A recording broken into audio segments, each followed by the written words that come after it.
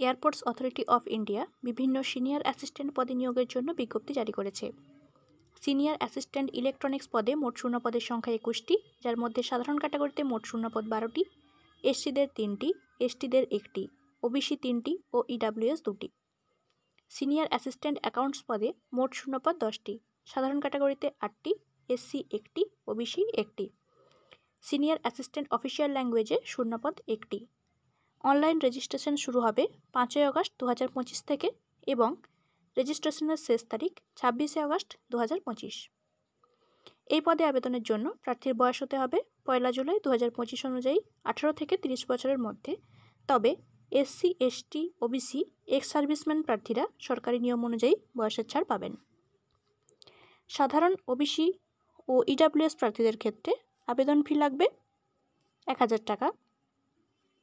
তবে মহিলা প্রার্থী, এসসি, এসটি, এক্স সার্ভিসম্যান এবং সেই সমস্ত প্রার্থী যারা 1 বছরের অ্যাপ্রেন্টিসশিপ ট্রেনিং শেষ করেছে তাদের আবেদন ফি লাগবে না।